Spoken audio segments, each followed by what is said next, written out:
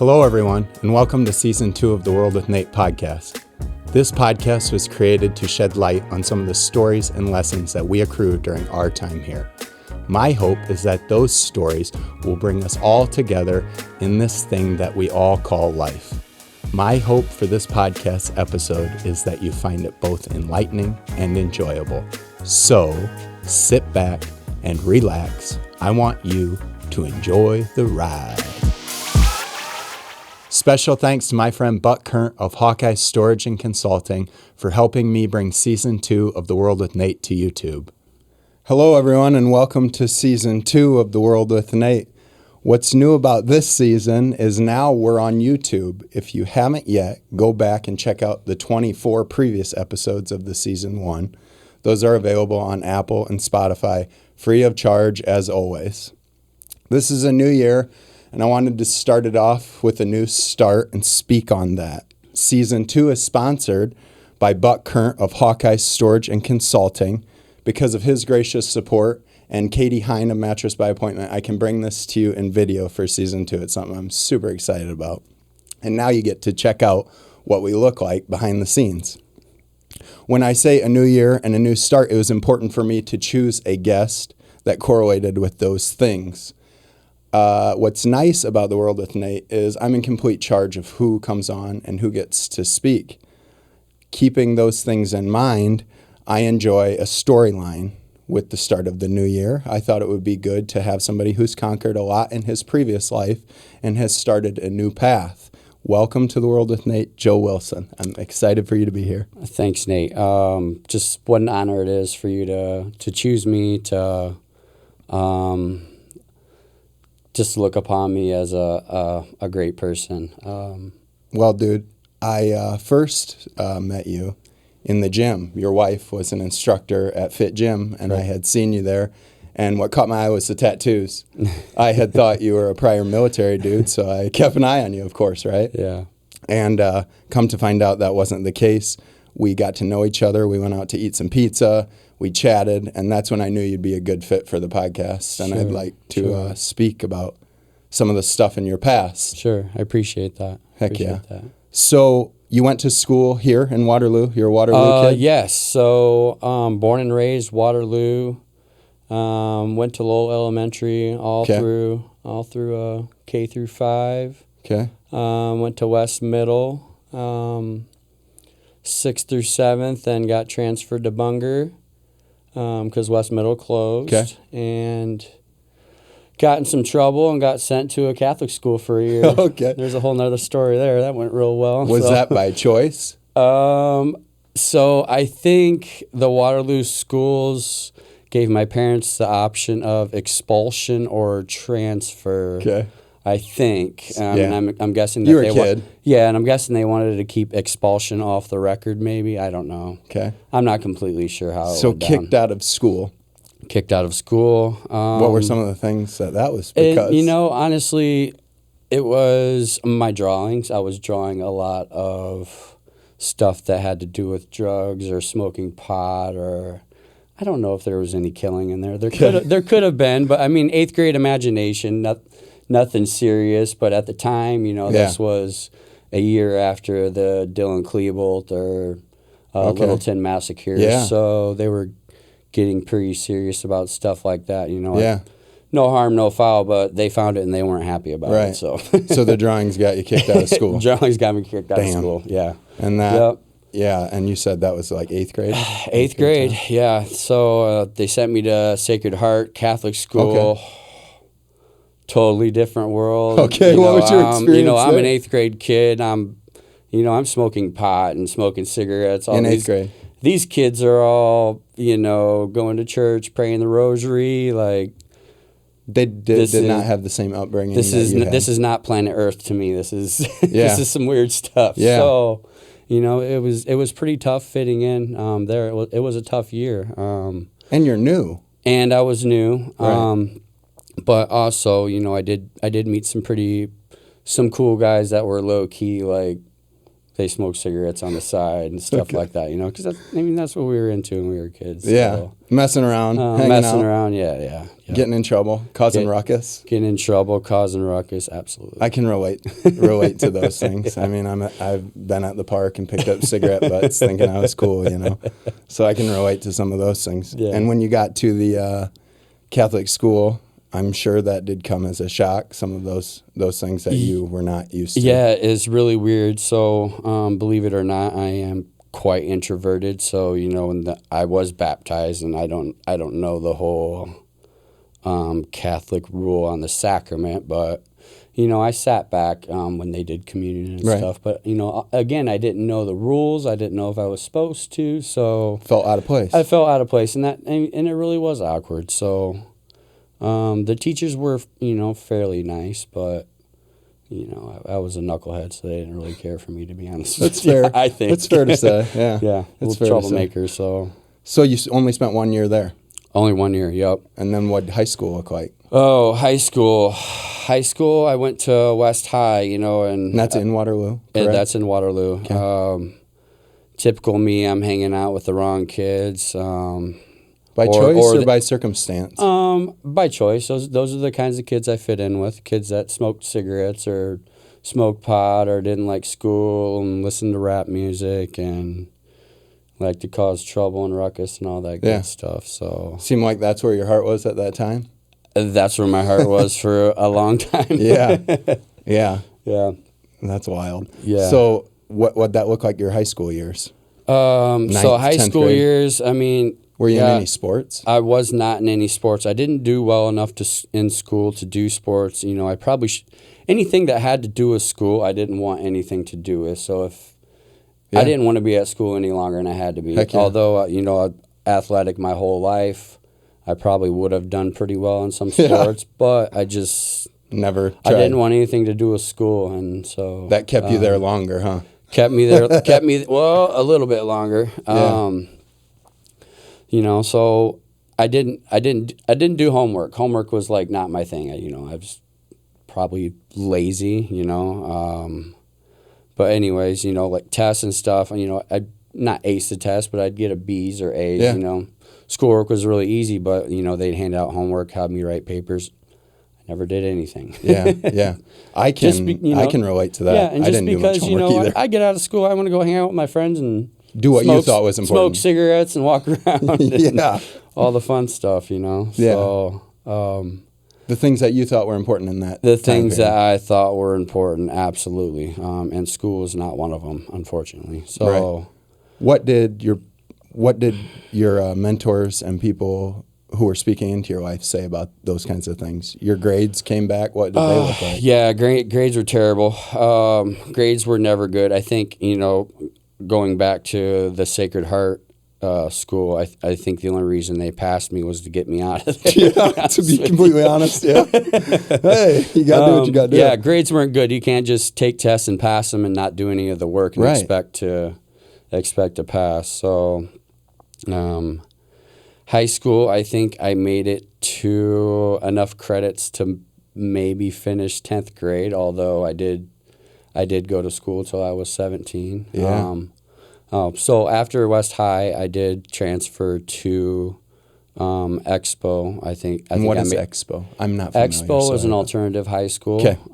In Waterloo for kids who are having trouble at school or get expelled from school or have just broken kids. It's a school for broken kids. Okay. And it was a great school. You chose to go there, or you were sent there? I wanted to go there. Okay. That was my lifelong dream, was to go to an alternative school. So my older, I would, my role models growing up were my brothers, and they were both troublemakers, smoking pot, selling pot, all that stuff, those as kids. And unfortunately, that was what younger brother doesn't want to be like their bigger brothers. Right. So I totally agree. That's the path I followed. My brother Luke was in Expo, so that's where I wanted to be, and that's where I went. Yeah. And at that time, I wasn't real heavy into drugs or anything. It was just into smoking pot and cigarettes. And, Right. You know. But now that we're adults, those things, we can't do that when we're having those developmental minds. Yeah. We know that now. Yeah, As kids, exactly. we don't want to hear it. But exactly. as parents, of boys and girls as well, absolutely, those are things we're telling our kids not to do. Absolutely. And that's one of the reasons, we moved our kids outside of Waterloo is, because I'm terrified of my kids, growing up following those footsteps, following my footsteps. I wanted to get them the hell out of here. So yeah, and all it takes is one group of kids to hang out with, and I mean they could be great kids, but at the same time they smoke pot, or maybe their parents are giving them pot or something, and some parents are like that, unfortunately. So you can't. I don't agree with it. I would never, smoke pot or give my kids cigarettes when they're underage, but. Unfortunately, you growing up, I'm sure you had friends whose parents were buying you guys alcohol and all sorts of stuff. So yeah, and I look back at that now as a parent, and I'm just like flooring. Yeah. But that's our responsibility now, is to be different, right? Absolutely. Learn from other people's mistakes. Learn from your own mistakes. Heck Absolutely. yeah, learning from your own mistakes. Absolutely. That was part of why I have you on, because it seems as though you've taken those lumps and you've transitioned them into something positive in your life. Yeah. Now you currently work for? Vine Valley Real Estate. I am a real estate agent, believe it or not. Believe it or not. Which was, it's been kind of a dream for about 5 years. I wasn't sure whether I was going to get into buying and selling, remodeling houses, or if I was going to use my license to be an agent. I guess being a full-time agent, I don't think was my main goal, but that's what I'm doing. That's where we're at now. That's what's been working. So heck yeah.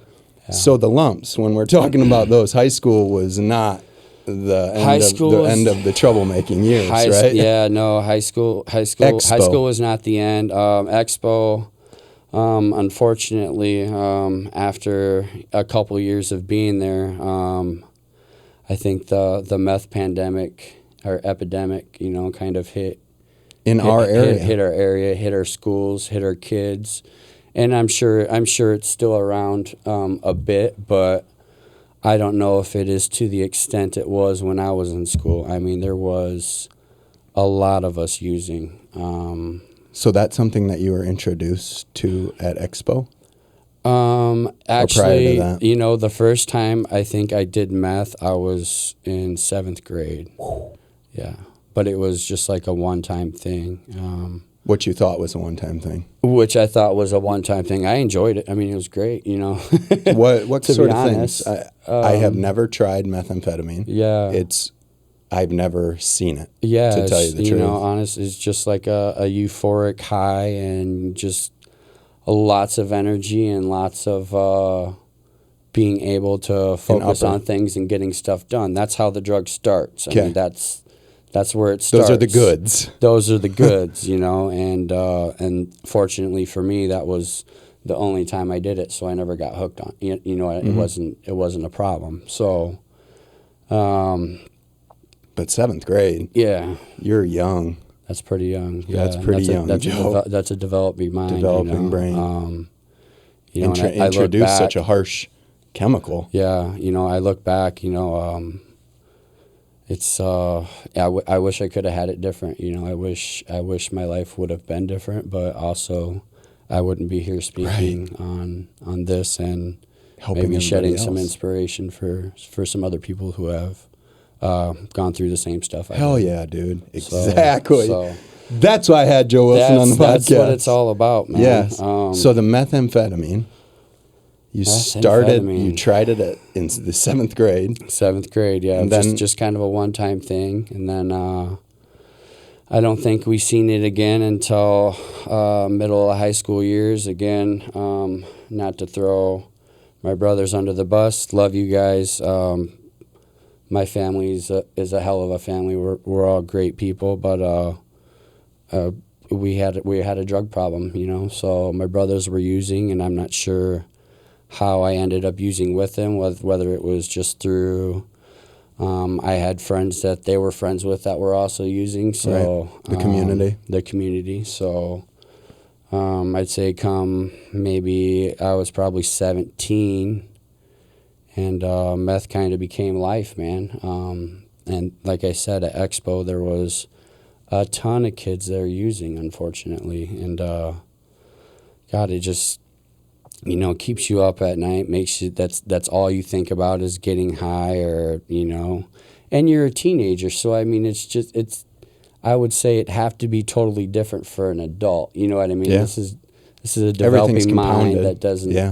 So it's hard for me to compare apples to oranges in that retrospect. But Yes. You can only speak to what what I've happened, experienced. Exactly. in your life. So, anyways, yeah. And what was the frequency? We're talking 17 years old. Like, how much money are we talking about? I don't even know. God, What's it 17, take you to get high? I was a piece of shit, if I can swear on this, by all means. Stealing money from my mom's purse, to get money to buy drugs, Right. and I would say the frequency was probably maybe once a month. You know what I mean? Just starting out For what you could get. For what we could get, and when it was around, or who we knew had it, and Right. then, once you start, you just kind of it spirals out of control. You're doing it once a month, and then you're doing it once every other week, then you're doing it every other week. Right. And Your tolerance builds Your quickly. tolerance builds, and, before long, your whole life's mission is getting high, So, and again, I'm, 17, 18 years old at the time, so let's bring things back. So my brothers ended up, all getting busted for kind of a meth ring that my uncle was involved in. This was, back probably early 2000s or whatever. So Okay. my brothers are all getting in trouble. They're getting federal And indictments. we had spoken about that time period in Iowa and how bad methamphetamine had gripped the community as well. Absolutely. Okay, Absolutely. I'm sorry for interrupting No, you, you're but good. I thought it was important that we talk. That Yeah. this wasn't just something that affected Joe Wilson's family. This is Yeah, something that is no. multiplied throughout our community. Everybody knows someone who's been affected Yes. by meth, or someone who's still affected by meth, because Or addiction. or addiction to anything, Yes. If it causes problems, Yes. it's a problem. Yes, if it causes problem, it's a problem. Yes. Yes. So, anyways. So I'm sorry. Yeah, So it was a family thing. Your brothers. family thing. Yeah. Okay. Yeah. So, anyways, these guys all get busted, my brothers and all that shit, and I can swear it. Yeah, you're good, Joe. So they all get busted. So here comes Joe Wilson coming along. My parents are already tired of dealing with their crap. Yeah. Here I am growing up, and I'm screwing up in school. And I think by the time it got to me, my parents were just like Tired. Sick and tired. They didn't want to put the energy into maybe helping me as they tried to help my brothers. So once I started screwing up, they just kind of That hurts. it hurts, but in retrospect, I understand.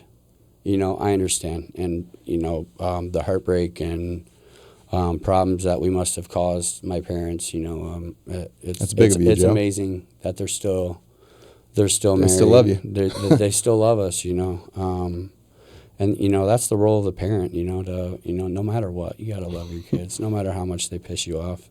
You still gotta love them, but at the same time.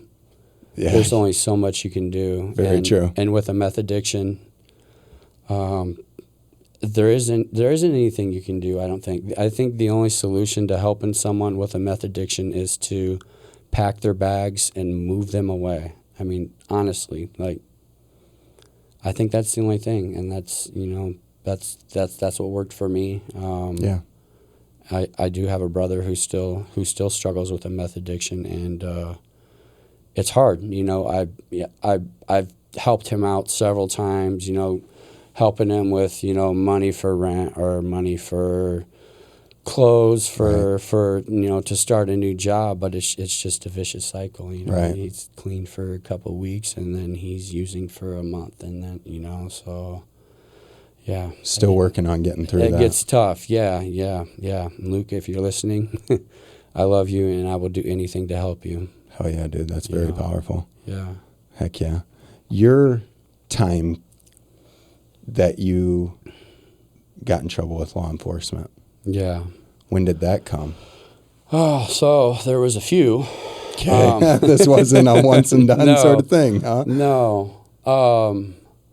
So unfortunately, as my meth addiction grew, I'm at this point got expelled from high school. Well, they didn't expel me. They gave me the option to leave so that they wouldn't have to report it. They said basically you can't come back. Which was over a pocket knife that happened to fall out of my pocket and wrong decision. Expelled me for a pocket knife. That just fell out of my pocket. I always carried a pocket knife, no matter where I went, but. Fortunately, you can't carry those things around not in anymore. That environment. Not in schools. No. So you were done with there. Yeah. And it just continued. Done with there. Continued spiral. And so Dad made me get a job. So first job is working at Applebee's, washing dishes, and I am using the whole time I'm there. And that environment, as someone who has served, I've served as an adult. I was 27 years old. Yeah. Everyone uses. Yeah. And there was a lot of people. Pressed to find somebody. There was a few people, at Applebee's that also, used that we were. But at the same time, I was exploiting these people, because I was able to have the meth and I'd sell it to them and take advantage of the situation. Take advantage of them. I mean, not that I was trying to, looking back, not that I was trying to take advantage of him. It was just a situation where I was able to provide him. Yeah. What he wanted and make money off it at the same time. Yeah. And that escalated? Because that's hard to stop once you see revenue from this sort of thing. Yeah, absolutely. Can we tail back to where we were a couple seconds ago? Yeah. Yeah, that's good. We were speaking about our at Applebee's. You had worked at Applebee's. Yeah. And the meth addiction had gotten bad, and you were selling there as well. Yeah. Parents kicked me out of the house after, I quit my job because, I was getting high so much and wasn't able to. Couldn't maintain, yeah.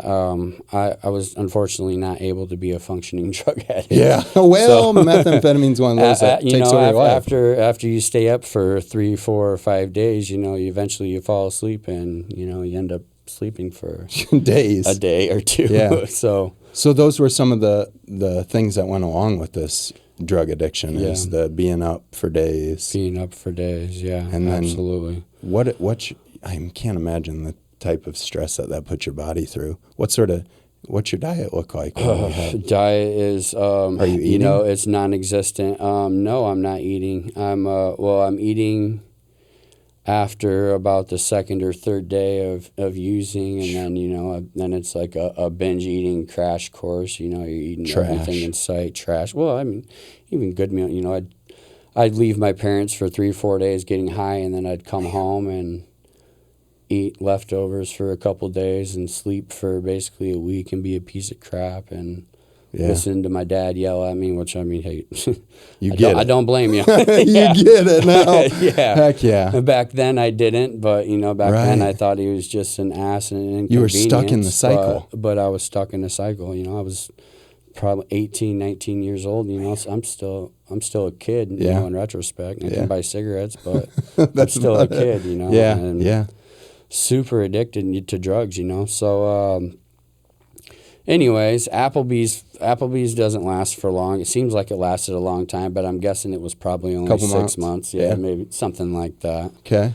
Parents kick you out? Parents kicked me out several times. I'd show up in the middle of the night, door would be locked or something, so. Yeah. A couple times I ended up having to sleep outside, and just had to do what I had to do. Didn't always have a cell phone, didn't always have, that's when everybody had the prepaid. Yeah. Phone minutes run out and you're screwed. You're done. So, anyways, fast forward a little bit and I ended up getting hooked up with some people and getting quite a quantity of meth, getting large amounts. Getting larger amounts, for a kid who's 19, I'm getting ounces or quarter pounds or half pounds of meth at a time. Right. And what's a street value on like a quarter pound of gosh, back then too, buying I it, guess. I'm going to say, How much could you sell it for, I guess, is a better question. well, I'm probably paying 10 grand for it, and I'm probably selling it for around 20 grand. So you can make $10,000 I can make it in a day. A shit ton of money. Yeah, so, a ton of money. I'm a 19-year-old kid. I didn't have anything. All of a sudden, I have more drugs than I know what to do with. Had a little bit of an entrepreneur spirit. So I was, it was something I was good at, and people wanted to be around you, I'm sure. Oh man, I had a lot of friends. Yeah, I bet. Yeah. So I had a lot of friends. But that doesn't hurt, especially when you're 19, ego driven. That stuff all you felt need good. friends. You need friends, and once the money's coming in, once we have a lot of drugs, that's when the fun starts. That's when we're not. That's when we're not. Stealing money or trying to rip people off to support our habit.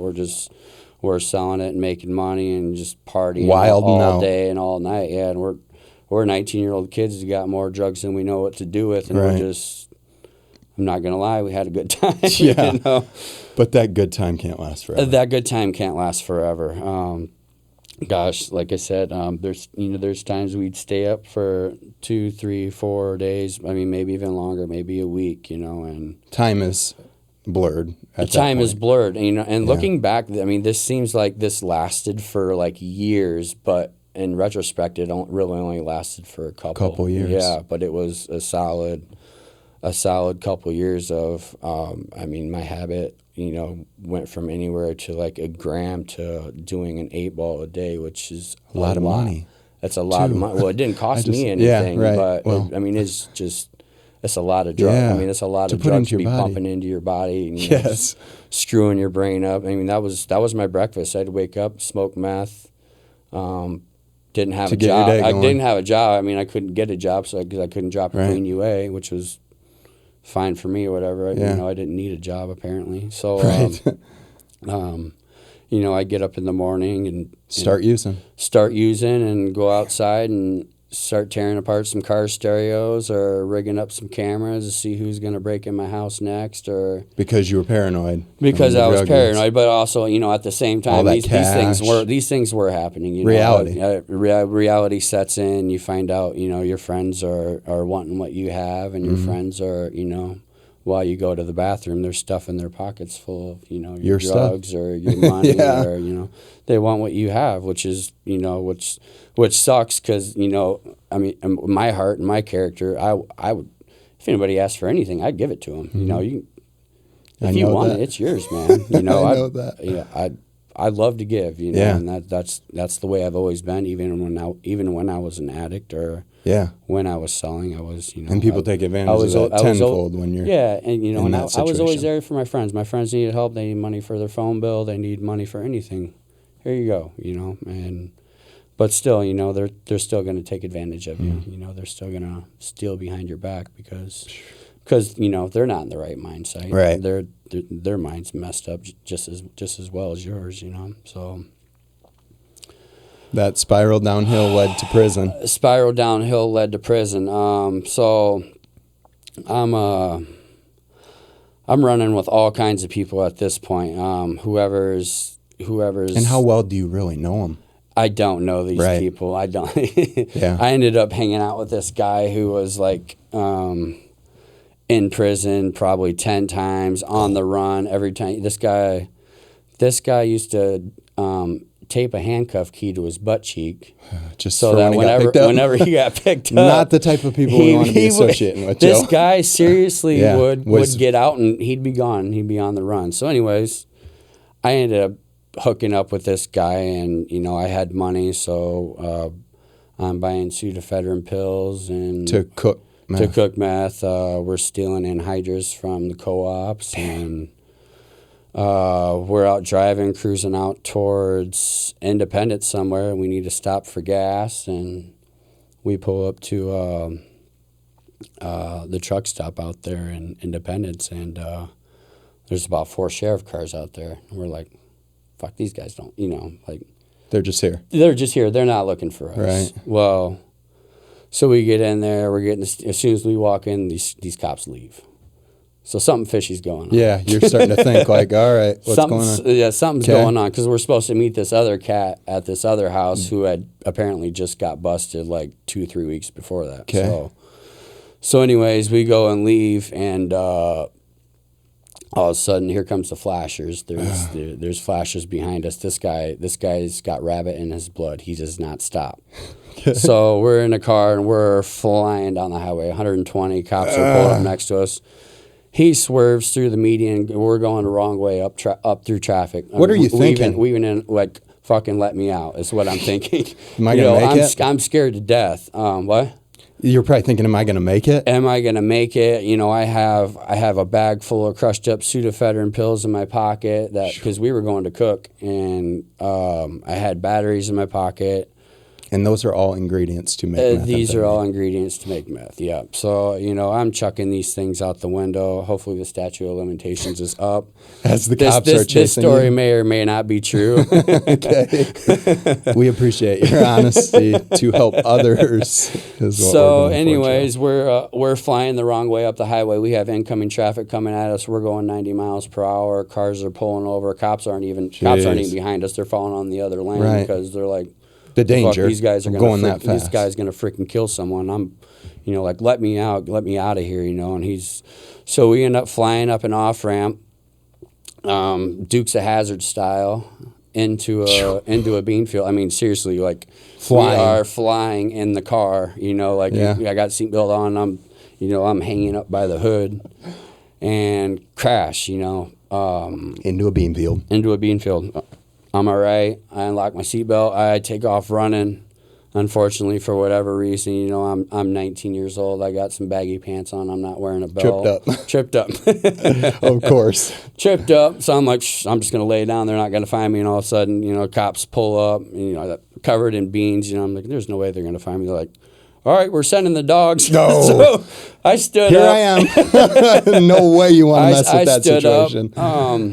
No way. Other guy got away because he's a professional escape artist. He's an escape artist. Yes. So they have airplanes out there in the morning looking for him. Anyway, so I end up in Buchanan County Jail, which was quite the experience. I don't know if you've ever been there before. Nope, have not had any time. Not there. yet. No, hopefully that's not a reality. So it's a little weird in there. They got like pink walls with like purple elephants painted on the walls. Psychology stuff, huh? Yeah, it's quite the experience. But fortunately, I only had to spend a night in there. I was only charged at that point with interference with official acts. I wasn't driving. I was just running. And then later on, they hit me with a charge of possession of a precursor because apparently one of the batteries that I may or may not have threw out the window, they found in the car. So I ended up getting charged with that, and you know that was, I don't know if that's a Class D or Class C felony. Anyway. So I'm released on pretrial. Okay. Anyways, so the saga continues.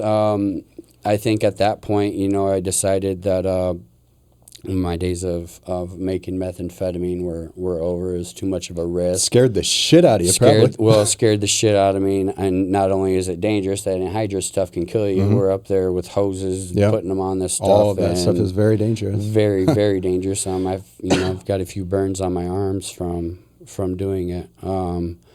And the task force is watching who's buying the Sudafed pills at that time. So it was time to move on.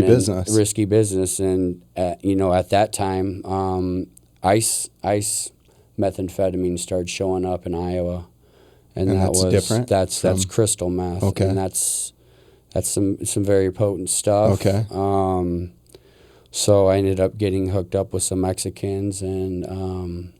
Who could provide you with that? Who could provide me with whatever I want, whenever I wanted. Wow. And which is bad for you. Which is bad. Good. Great for me at the time. Right. I loved it. I'm able to buy whatever I want and do whatever I want. But at the same time, it's just it's a very powerful drug. So that's when that's when my habits started kicking into high gear. When I had that amount, that's when I was readily available. Readily available. I'm smoking all day, every day. All my buddies are coming over. House full of buddies. House full of buddies, and we're all in there smoking meth. Got it's wild how that works. Huh? Music blaring at 4 o'clock in the morning, and we're having a good old time. Yeah, but so that lasted for.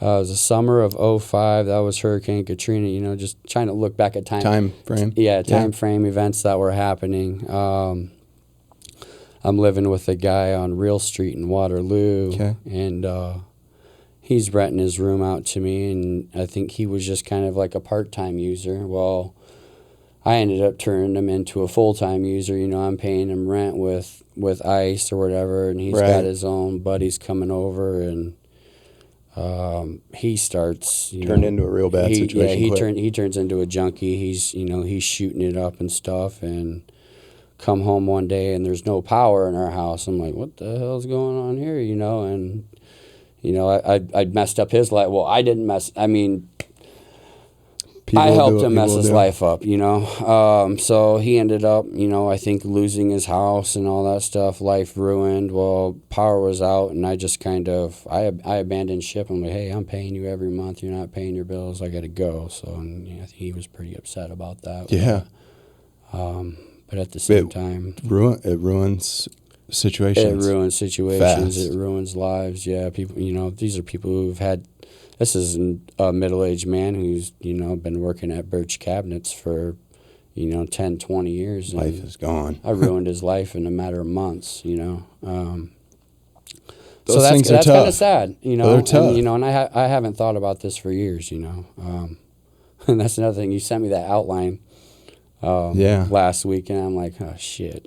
Yeah, some of these things that can be said. There's some deep stuff that I wasn't planning on talking there about. There are, Joe, and that's important that you say, because I've spoke with season 1 guests since their episodes, and some of them have said the same thing. I didn't realize the amount of healing that could come from speaking some of those things. Yeah, absolutely. And it's true. I kind of want to wrap up with. Your prison sentence and how that changed your life for the better, because I know firsthand that incarceration and those things, the system is not designed to rehabilitate. Absolutely not. And to make better. It's not. No. So I am curious as your thoughts of how you were able to use the system for positive change. Yeah, absolutely. Because where we're at now, we're addicted to meth. Yeah. We're selling crystal meth. Yeah. We're ruining people. We're seeing the effects of what we're doing. And these are parents' lives I'm ruining. These are parents who aren't paying the mortgages for their kids. There's things are terrible a mess. Situation. Things are a mess, And I'm a kid, so I'm not realizing this, right. But as an adult, I do see it. So, anyways, at this time I'm on probation for that interference with official acts. The Beanfield crash, the Dukes of Hazzard. The Dukes of Hazzard Beanfield crash. So you're on probation, meanwhile selling crystal meth in large quantities and partying your ass off. Yeah, well. And living life. Well, it doesn't stop. Right, yeah, right. That's an important piece. Getting arrested and going to jail doesn't help your addiction, unfortunately. Right. The system would like to make you think it does, but it doesn't. So anyways, I wake up in the morning as usual, and I'm getting high. By getting high, I mean smoking meth, and all of a sudden I get a knock on my door, and I don't even look out. I don't even look out the peephole. I'm in an apartment. Open the door, and it's my probation officer, which is really weird. The fact that they're there, they're there is not good. Right, yeah. You already knew that. Well, at this time, I'm dropping dirty UAs. I can't get clean for nothing, I can't stay clean for more than a couple days without. So this was like a checkup. This was a checkup, see what the hell's going on. He knocks on the door. I'm hired and shit. I got a bag full of stuff. And they walk in, and he's got another probation officer with him. I'm not sure I don't remember what his name was, but so they're walking through my house, and this guy's just like digging through my stuff, and I'm like, who the hell is this guy? What's he doing or whatever? And he reaches under my couch, pulls out a pipe, and my PO says, what the hell are we going to do, Joe? Like, what do you want to do? Like, are we going to fix this, or are we going to, I want to help you. And my probation officer at the time, his name is Doug Dietz. Doug Dietz is a great guy. I've seen him several times since I've been out. I think he does the NXL. He might do the NXLF. I know he was doing fighter body. Gotcha. But great guy. He's like a hockey coach and some other stuff too. But I thought he was a major dickhead at the time. He posed you with that question. What are we going to do? What are we going to do? He said, and he said, give me what you got, and we'll work it out. We'll flush it down the toilet. Well, me not thinking, I pull a bag out of my pocket, and it's 7 grams, and that's a lot. That's not. He's like, I can't flush this down the toilet. He's like, I got to call the cops. Yeah, he's thinking maybe you just had a little amount. He's thinking I'm just again. using. Yep. He's thinking I'm just using. Damn. So that all happened really fast. And we kind of just sat there and stared at each other for a minute, and he's scratching his head and radios in, calls the cops. Cops come pick me up. It's over like that. I mean, that quick. That was all she wrote. Snap of a finger. Cop comes, picks me up, takes me downtown. They ended up finding, I had, maybe $4 or $5 grand in cash. I think they only found like another ounce, which was good because, it could have been worse. It could have been a lot worse. So yeah, that happened. They seized all my stuff. You're left with nothing. Left with nothing, sitting in a jail cell, not knowing what's going on. They slapped me with a Class B felony, which is a 25-year sentence for methamphetamine. Bond set at like a ton of $180,000, which is a bit ridiculous. I don't know if it's designed that way so you can't get out, or I'm not sure what their thought process is on that. We could speak on the perils and terribleness of the prison system. Yeah. So, but probably a good thing I didn't get out, And like I said, at that time, my parents were tired after dealing with my brothers. Yeah. There was no way they were going to help me out of this one. No. So there you sit. So there I sit. I went in there, tweaked out, probably weighed, $170, something like that. When you say tweaked out, high on methamphetamine? High on methamphetamine, yeah. Okay. Yeah, major user. I don't really recall any withdrawal You probably symptoms. hadn't been clean in years. No, I had not been clean in a long time, no. And I had tried getting clean to get a job. I couldn't do it, you know. And to add to that, my girlfriend at the time is also pregnant with my son. Okay. I think, just like a couple months. So while you were using? While I was using, correct. So life changed real quick for Joe Wilson. Life changed real quick. Yeah, we're in jail and we're not getting facing out. Serious time. We're facing 25-year sentence with a mandatory on that. I'm not getting out anytime soon. I had applied. There was different things, different avenues you could take. There's a thing called drug court where they were letting people out. And I think they'd go out and get a job and report, but unfortunately, with the amount I had, that it's a mandatory prison sentence. There's no ifs, ands, or buts of getting out of that one. So, unfortunately, I'm 19 years old and was a high school dropout. So they figured I was a piece of crap and didn't know anything about me and sent me down the river. Yeah. So, anyways, I sat in Blackhawk County. As where you're at now, you look back at that kid. How do you fix that? Was there anything that was gonna fix that except for the road that you took, man? There wasn't anything that was gonna fix that, and I thank God that I wasn't given an alternative program because. May have I changed? I don't know. Right. I can't say for certain, but chances are probably not. But now. You're changing, man. But I know now. Hell yeah, dude. So, spend 6 months in jail, which is which is a hell of a time. They don't feed you. Because jail is different from prison, Jail right? is different from prison. Jail is you're locked in a pod. You have with other men. With other men, no contact visits. Some men don't shower. Some men are really stinky. Some men are. Some want to fight. Some want to fight. Some want to kill you. Some have serious mental problems. Serious mental problems. Yes, these are all things that I'm not accustomed to. Right. I'm not. This is scary for me a little bit, But heck yeah. As I'm sitting in there those 6 months, you wouldn't believe how many of my friends. Yeah, you make friends with them. Well, my friends from the streets ended up coming in. I get what you're hanging saying. out. We're watching movies on the weekend. Oh, what are you doing here? Playing thing. cards, playing spades, and shooting the shit. So it's a way to turn a negative into the bad. And that's when I found God. Was in jail. Really found God. Really found God. Never picked up a Bible in my life. Not that other than to throw at my brothers. Prior as a weapon. To this. Yeah. Heck yeah. Heck yeah. So got into that. They had different ministers would come in. Once a week or once every other week, and would speak to us. And that helped a lot. And I actually ended up.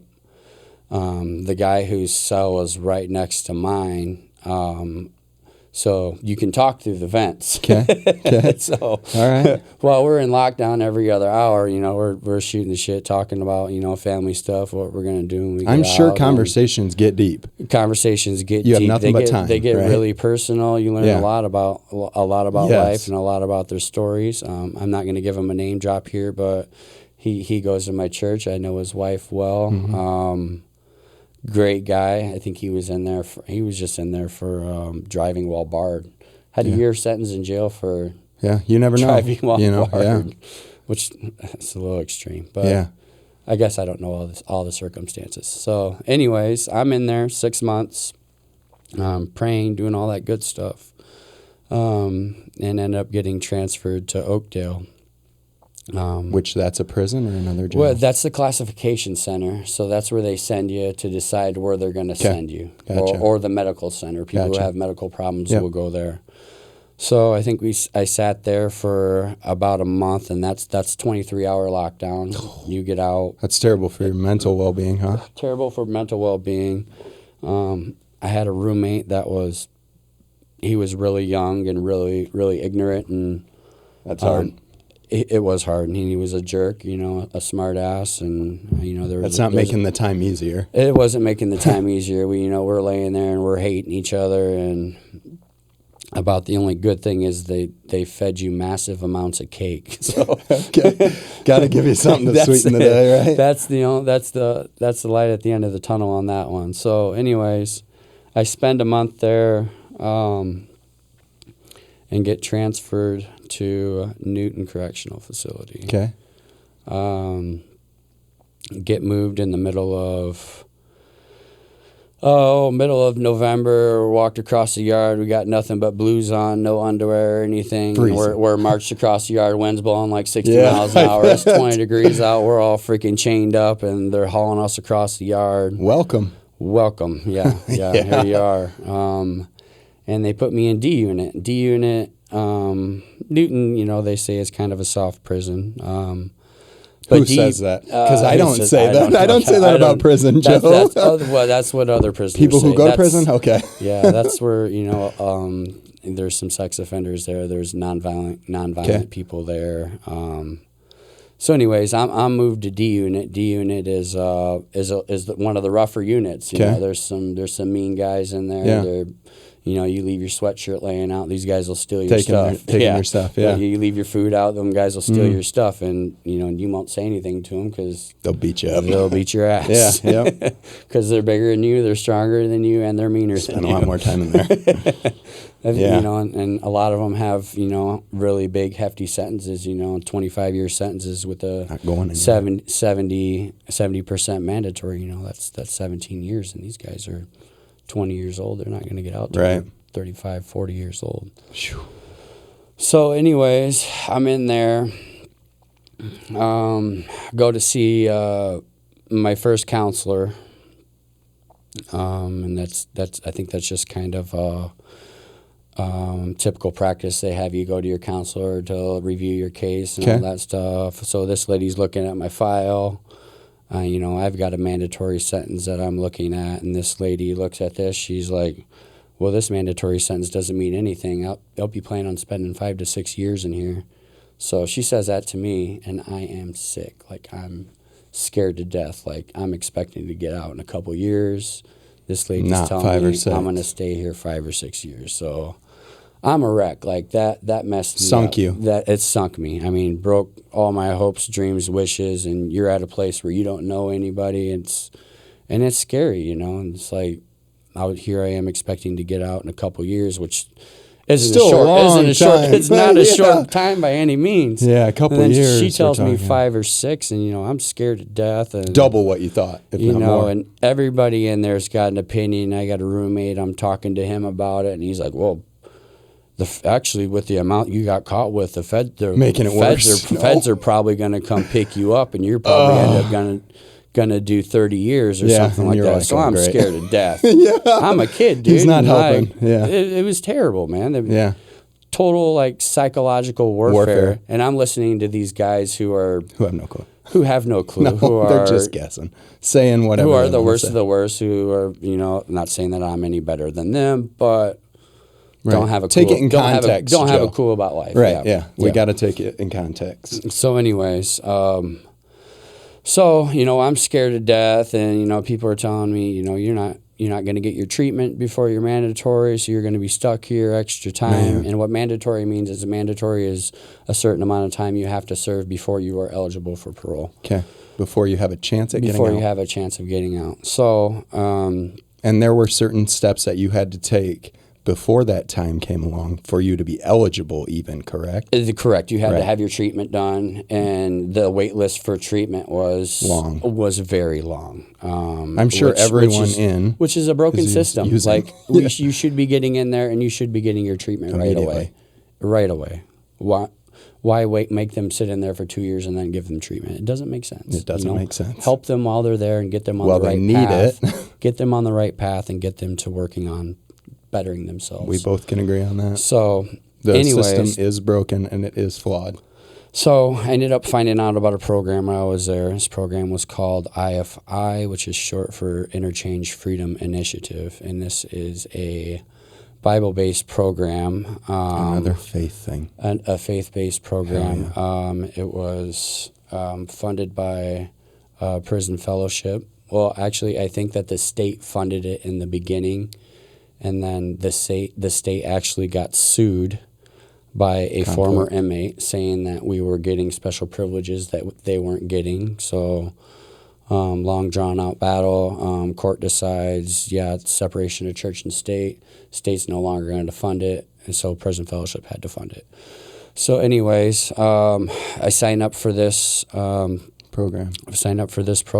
and immediately I got sent over within probably 3 weeks, and this program consists of, probably 3 hours of classes in the morning, an hour of praise and worship in the afternoon. We had more classes in the evening, and we had volunteers that would come in, and volunteers from outside who would come in and do workbook studies with us. Very nice. It was a whole awesome. day worth of faith-based worship. What was that? A whole time period worth of faith-based worship. For you guys. Absolutely, all day, every day. Yeah. And to be honest with you, it was the freest I've ever been in my life during While that you're time. incarcerated. While I'm incarcerated. But I mean, keep in mind, you don't have the worries of the world. Right. You don't have. That's safe. You don't have Safe to a say. job or bills to Things pay are in there. easier But anyways, per se but in that regard. You never get closer to God when you don't have anything else. That's when you're the closest. When you have nothing else to fall back on, no one else to rely on. When it's just you and God. But you had him, Joe. I had him, man, and that program changed my life. There's some wonderful counselors in there. Blaine Voss, who actually just passed away from COVID a couple months ago, was a huge part of my rehabilitation. Awesome. And I pray for his family. It was a sudden loss. He had COVID Right. and had Yep. cardiac arrest. But anyway, so this You changed program your life, though. changed my life, changed my way of thinking.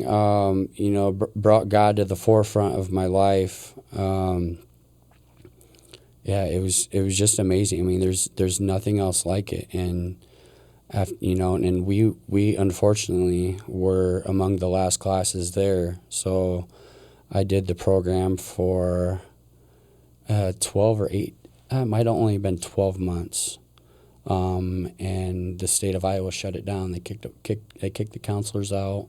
Just terrible to hear because of the separation of church and state. Because Right. they didn't want, because of a stupid lawsuit. And this program's helping people, But you'll be a testimony of that. I would be a testimony, and there's many others. I'm still friends with several of these guys. We're Facebook friends. I mean, I have one guy who lives in Arizona who's an entrepreneur, does great things. All because of this. All this because program. of that. The pastor of my church, Covadis Marshall at Hope City, he's an IFI graduate. Heck yeah. Well, I think that's an important thing to speak on, too, is these things that you learned while you were there. Absolutely. You've continued on your way out. Absolutely. The foundation Absolutely. and the faith. The foundation, faith, family first, and just kind of taking care of yourself, man. That's what it was all about, not having the worries of the world, but always to have something, to fall back on with religion and God. And Heck yeah. when you're getting stressed out or when life's spiraling out of control, Because it does. you need to bring your focus back. And just because I'm clean and I'm sober, or because I'm doing the right thing, doesn't mean I don't have hard days. Right. Life is still tough, man. Life is still Very tough. Some days I have good days, some days I have bad weeks. But when you allow yourself to have the bad, Yeah. it allows you to grow and have more of the good, right? Absolutely. Yep. That's where the growth happens. Heck yeah. Joe, I have so much to say about the strength of you as a person to be able to come on here and share some of those things. Like you said, some of these things are things you don't speak on a lot. Yeah. The opportunity doesn't allow, I'm sure, for you to speak on prison and addiction and those things in your everyday life. Well, it can be awkward at the same time, too. I mean, one of the most awkward questions I ever get asked is, where did you graduate high school? And I'm Newton Correctional Facility. Yeah, right. That's where I graduated high school. And you're not going to lie about it. I'm not going to lie about it. Right, Yes. right. But that is a perfect lesson and a perfect way to end the podcast.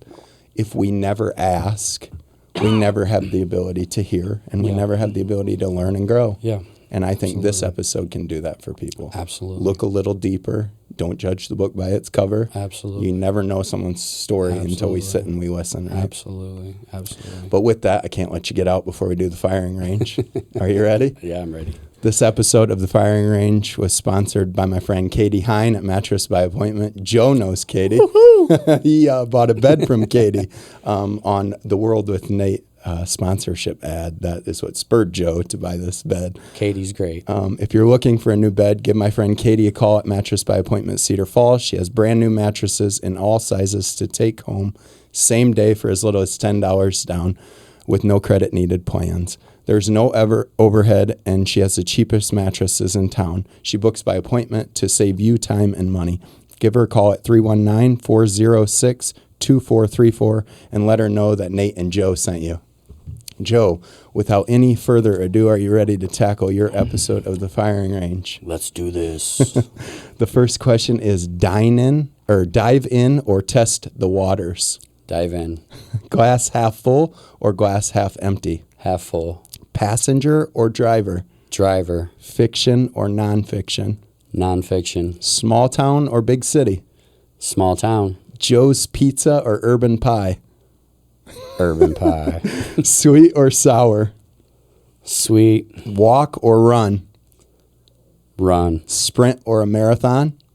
Sprint. Summer, fall, winter, or spring? Got to be summer. Hell yeah. Well, Joe, like I said, I think a lot of your strength. Thank you for taking the time to come on and share your story, dude. Yeah, thank you so much for having me. I appreciate you, man. If you haven't yet, check out season 1. It's available on Spotify and Apple free of charge. Have a great day. Special thanks to my friend Katie Hine at Mattress by Appointment, Cedar Falls, for her sponsorship of Season 2 of The World with Nate.